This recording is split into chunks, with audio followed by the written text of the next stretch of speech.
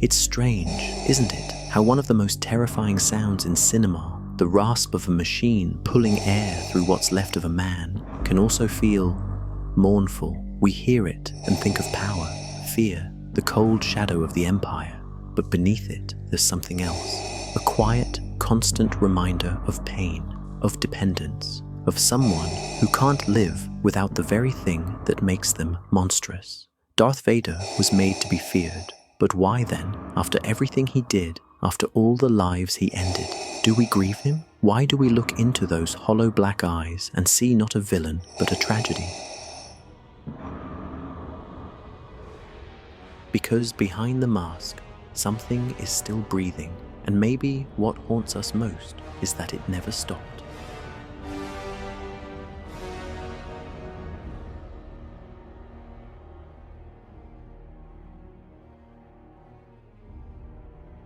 The mask isn't just armor, it's a coffin, and it moves. Every part of Darth Vader's body is a machine made to carry what's left of Anakin Skywalker, not to save him, but to contain him.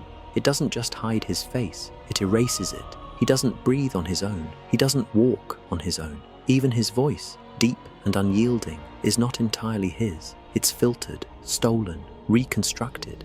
And in this, he becomes more than a villain. He becomes a monument to failure, to grief, to a man so shattered, the only way to keep him alive was to entomb him. The black suit, the control panel, the mask, these aren't tools of power, they're instruments of survival built by someone else to keep Anakin alive only long enough to serve a darker purpose. Vader isn't free, he's not even whole. When we look at the mask, we're not just seeing what he became, we're seeing everything he lost. His body, his freedom, his voice, his name, and yet, there's one thing the mask never quite buries, not completely. Anakin's gone. I am what remains. When did Anakin Skywalker truly disappear? Was it on Mustafar when the heat of the lava mirrored the rage in his heart and the friend he called brother left him burning in the ash? Or was it earlier when the Chancellor whispered poison into his ear, telling him he could save Padme if he just gave in? Some say Anakin died the moment he knelt. Others, the moment he raised his saber against the younglings. But maybe that's too neat, too clean for a soul unraveling thread by thread. Because Anakin doesn't vanish all at once. He's peeled away slowly by fear, by loss, by the illusion of control.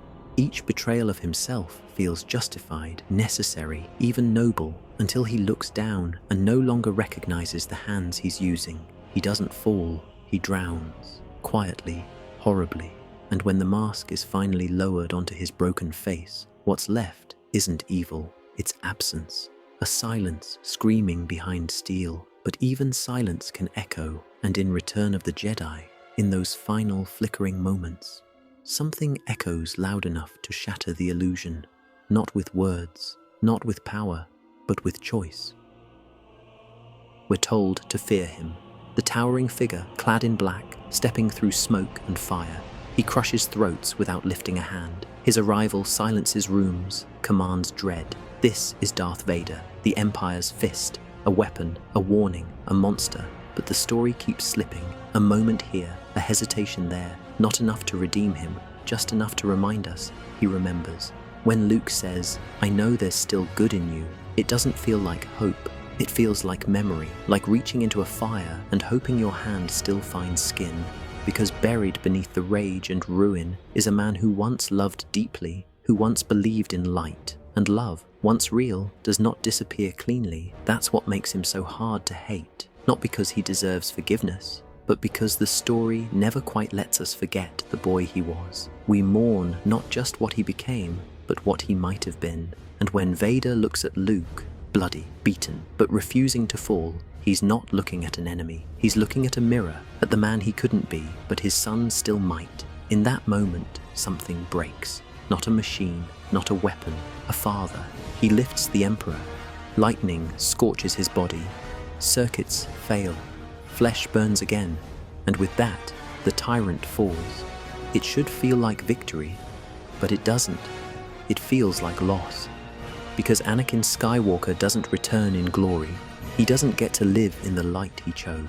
He dies the moment he reclaims his name, and we're left with the weight of that a single good act does not undo a lifetime of horror. It doesn't bring back the Jedi Temple. It doesn't resurrect the younglings. It doesn't make Padme live, but it's not meant to. Redemption in stories like this isn't a reset, it's a release, not a reward, but a reckoning. A man who once feared death so much he would burn the galaxy to avoid it. Finally, let's go. And when Luke pulls off the mask, for the first and only time, we see him, just a man, old, broken, scarred, eyes full of sorrow, but finally, peace. He smiles, not because he's won, but because the pain, at last, has an ending. And that's what lingers. Not the explosion, not the throne room, but the soft goodbye of a father who almost wasn't. Stories like this don't end when the credits roll. They echo in the silence between words, in the breath between scenes. Darth Vader was meant to be a symbol of fear, but symbols crack, and sometimes, when they do, we find something more fragile inside. A boy with too much power, a man with too much grief, and a choice, one final choice, that let him become, if only for a moment, Anakin Skywalker again. And maybe that's why we keep returning, not just to the galaxy far, far away, but to the quiet ruins of a soul who never stopped breathing. Keep wondering, keep watching. We'll be here when the worlds collide again.